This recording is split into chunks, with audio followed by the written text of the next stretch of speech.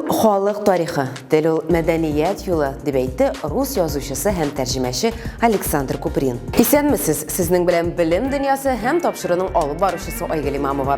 Бүген без татар теле турында һәм аның үсеше турында сөйләшербез. Алдагы минутларда. Басым милли мәгарифкә татар теленә нинди ярдәм чаралары күрсәтеләчәк? Соңгысымы, ни өчен татар теле буенча бердәм дәүләт имтиханы чыгарылыш сыйныф укучылары арасында кирәклекне югалтты? Татарлар турында бар дөнья белә. Мультсериал татар халкының мәдәниятен һәм гореф-гадәтләрен ничек популярлаштырырга булган?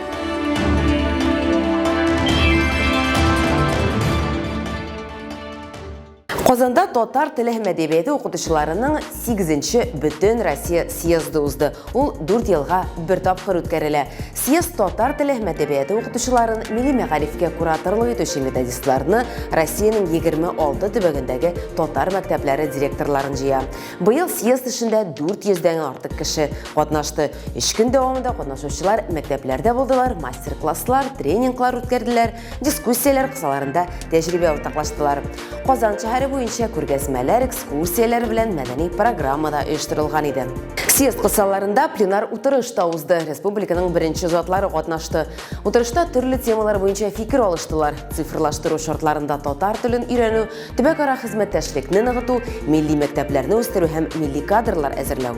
Съездның ничек узганын Илвина Минабетдинова күрде.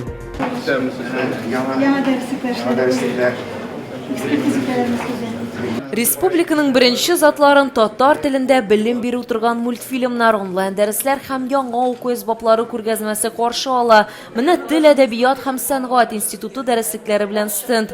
Биредә башлангыч сыйныфлар өчен уку әсбаплары тәкъдим ителгән. Татар халкының лексикасын, мәдәниятен һәм тарихын, милли аш-суын өйрәнү, иллюстрация һәм уен форматы дәреслекләрдә һәм эш дәфтәрләрендә балаларга кызыклы һәм нәтиҗәле белем бирү өчен бөтен нәрсә бар. Дәреслекләргә хәтта видео дәресләр дә бар. Минем инде яратып укыткан фәннәрем ул татар телен укыту методикасы булды. Шуңа күрә бу фән кызыклы булганга күрә бөтен хыялыбыз менә шундый аңлаешлы, заманча эшләнгән, бик кызыклы булган татар теленә тиз өйрәтә торган шундый дәреслекләр язу иде. Онлайн формат укытуда гадәтләнгән күренеш булды. Икенче Казан гимназиясе педагоглары физика, тарих һәм химия кебек фәннәрне татар телендә укыту буенча татар телендә онлайн мәктәп проектын башлап җибәрделәр. Һәр дәрескә конспект керә, видео дәресләр ачык рөхсәттә. Алдагы съезддан соң нибары 4 ел узды. Татар телен саклау өчен нәрсә эшләнде пленар утырышта фикерләштеләр. Илсур Хадиуллин үз чыгышында милли мәгарифнең күп кенә актуаль мәсьәләләрен күтәрде. Туган телне укыту, уңай нәтиҗәләр, бурычлар һәм проблемалар. Аларның берсе югары уку йортларына керү өчен имтиханнар исемлегендә туган тел предметы булмау. Ул керү сынавы сыйфатында да кабул ителми. Министр фәнне имтиханнар исемлегенә кертү үтенече белән Россия мәгариф министрлыгына мөрәҗәгать итте. Аны без эшләмәсәк, башка бер кемдә эшли алмый. Минтимер Шәймиев та көчле алкышлар озату белән чыгыш ясады. Ул һәрберсенә телне саклауга керткән өлеше өчен рәхмәт белдерде. Бүгенге очрашу, берләшү съезд гаҗәп хөрмәтле күренеш. Бу безнең халкыбызның яшәүе, яшәүгә теләве, тормышны тагы да матуррак итеп бергә алып барырга омтылышы. Бу бик зур эш. Рәхмәт барыгызга, чын күңелдән. Йомгаклау сүзе республика президенты Рөстәм Миңнеханов артында булды. Чыгышның зур өлеше татар телен куллану өлкәсен киңәйтүгә багышланган иде. Татарстан президенты билгеләп үткәнчә, Казанда татар телен куллану буенча зур үзгәрешләр күрә. Шулай ук башка районнарда да уңай эш алып барыла. Район башлыклары атна саен аның милли өлкә мәсьәләләре буенча хисап тоталар. Цифрлы һәм белем бирү программалары актив кертелә. Киләчәктә дә шулай бергә булыйк. Biz biz bulduramız. Buldurmagan şeylerde var, buldurga tırışırız. Татар телен үстерүгә һәм саклауга айрым өлеш кертүчеләргә республика президентыннан бүләкләр тапшырылды. Бик зур рәхмәт безнең республика җитәкчелегенә менә шундый съездларны оештырган өчен. Әлбәттә, һәр елында да алар безнең югары дәрәҗәдә оештырылалар. Быелгысы бигрәк тә югары дәрәҗәдә оештырылган. балалар бакчаларында булдык, мәктәпләрдә булдык. Аларның эш тәҗрибәләре белән уртаклаштык.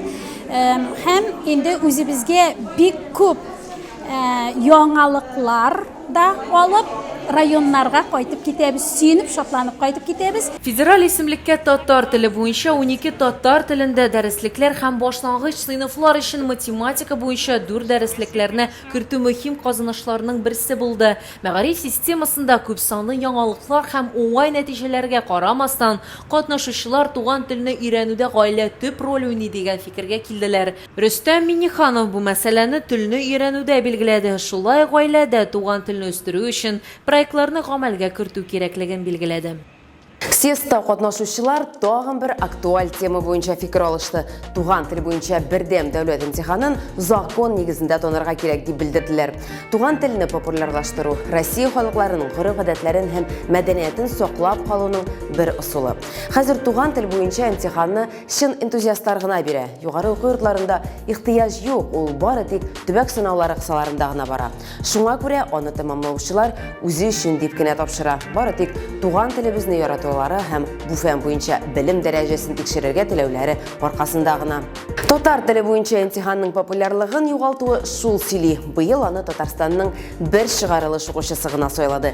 2 ел элек 9 кеше иде. Чагыштыру өчен быел бер чыгарылыш сыйныф укучысы Кытай теле буенча имтихан тапшырган. Татар теле күп санлы мәктәп укучылары өчен туган теле булып санала. Аны республиканың барлык уку йортларында да укыталар кебек.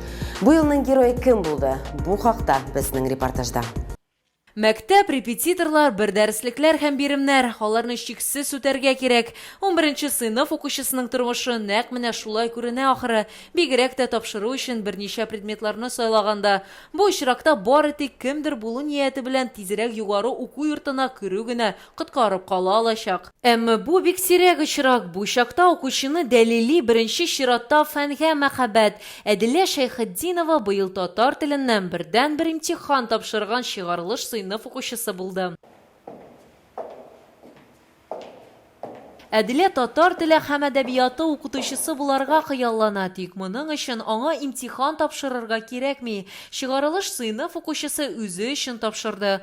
Ул үзенең сайлавын туган телгә мәхәббәт белән аңлата. Әле 9нчы сыйныфта ук Әдилә татар телен имтихан сыйфатында сайларга теләгән иде. Тик пандемия аркасында ул моны эшләй алмады.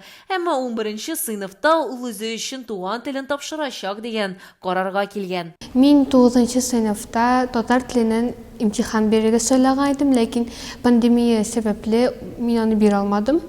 Шуңа күрә укытучыма әйтеп куйдым, мин 11нче класста татар теленнән имтихан бирәчәкмен дип. 7нче сыйныфтан Әдилә татар теле буенча республика олимпиадасында призлы урыннар яулый. Быел ул КФУ олимпиадасында призер булды. Бу аңа укырга кергәндә өстенлек бирәчәк. Чыгарылыш сыйныф укучысы нәкъ менә шунда укырга керергә хыяллана бит. Татар теле анарга җиңел бирелә дип белдерә Әдилә. Хәзерлектә аңа репетитор ярдәме белән мөрәҗәгать итәргә туры килмәде.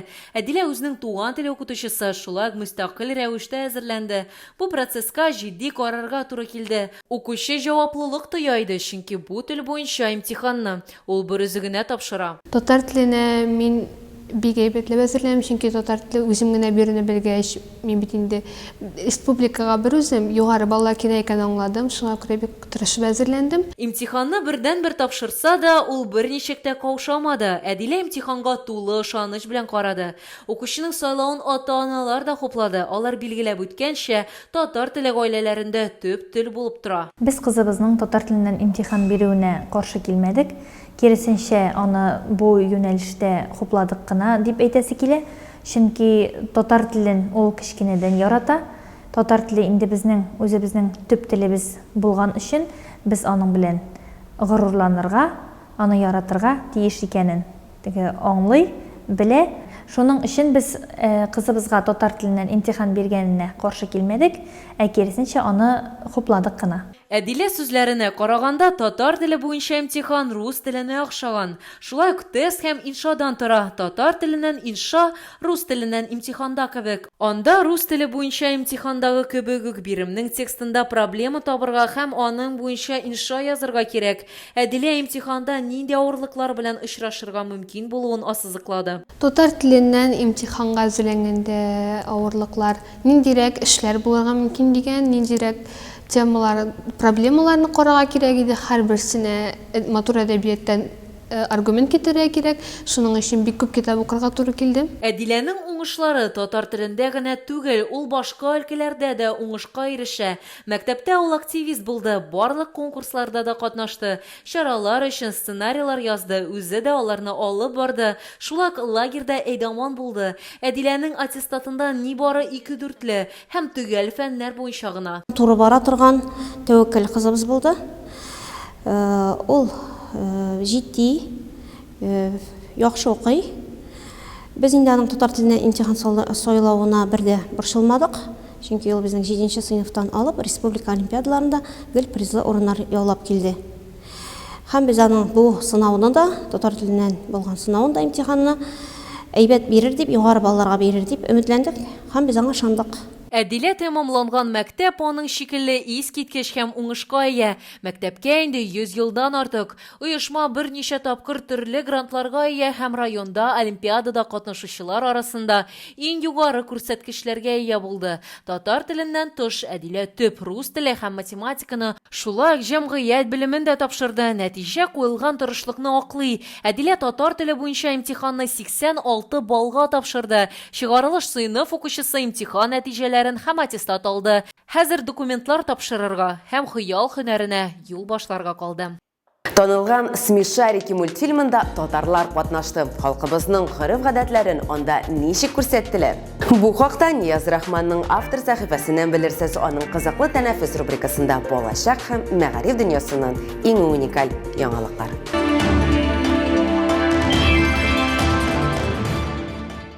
Исәнмесез, җәйнең бер айы артта калып бара, каникулларны заяга уздырмагыз дип әйтәсе килә. Барлык мәктәп укучыларына, чөнки бу иң рәхәт вакыт. Рәхәтләнеп җиләк ашагыз, су куеныгыз һәм балыкка барыгыз. Бу кызыклы тәнәфес сәхифәсе һәм алдагы минутларны бергәләп үткәрәбез. Июнь айында медицина хезмәткәрләре үзләренең һөнәри бәйрәмнәрен үткәрә. Алар арасында балалар белән эшләүчеләр дә юк түгел. Шундыйларның берсе Мәскәү өлкәсендәге балалар бакчасында әле дә 91 яшендә хезмәт итә икән. Сүз Людмила Волкова хакында. Ул балалар табибы булып эшли. Медицинада 65 ел. Бүген дә Людмила Ивановна балалар сәламәтлеге сагында тора. Яш барганын әле дә сизми, коридорлардан җитез генә йөри, баскычлардан да бик оста менә. Иң мөһиме, балалар авыртмасын ди Россиядәге иң өлкән педиатр. Афәрин. Вы знаете, надо быть оптимистом. Надо плохое настроение оставлять вот за порогом, идти с улыбкой. Әти булса, шундый булсын дип әйтәсе килә. Чаллыда яшәүче Илнар Рамазанов хакында. Шундагы аларның уллары артырга яшәрен вакытта ДЦП диагнозы куялар. Ләкин актив рәвештә тормыш алып бару өчен ял итү кебек әйберләргә киртә куярга ярамый дип саный әти кеше. Илнур исә улы һәм гаиләсе белән еш кына шәһәр паркларына чыга. Хәтта скейт мәйданчыклары да читтә калмый. Шундый бер кичтә Гренада паркында әти кеше улын рәхәтләндереп коляскада җилдертә. Бу бер нинди дә батырлык түгел ди ул социаль челтәрләрдә урнаштырылган язмага җавап язучыларга. Иң мөһиме, балалар белән вакытны үткәрергә кирәк. Аннан да яхшы нәрсә юк диелнәр. Постоянно походы, поездки, 10 тысяч километров в Европу на машине вокруг Черного моря. Менә татарлар хакында «Смешарики» мультфильмын карап белерсез. Аның махсус сериясе «Дуслык алифбасы» дип атала. Сюжет барышында Бараш Татарстаннан посылка ала, анда нәрсәләр генә юк. Татар языклары дисеңме? Моннан тыш ул безнең милләтнең гореф-гадәтләре турында да күп нәрсәләр белә. Шат бит, бу бөтен дөньяга тагын бер кат танылу. А еще корт, чак-чак, бармак, коштеле. Как же они все это съедают? Бүгенге менә шулар иде. Очрашырбыз. Сәламәт булыгыз.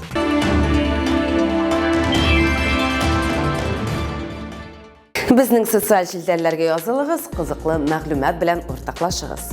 Тел милләт рухы, тел ул идеяларның, хисләрнең, фикерләрнең тере тыгызлыгы дип язган совет язучысы Алексей Толстой. Телегезне һәм мәдәниятегезне саклагыз. Бер атнадан соң күрешербез. Сау булыгыз.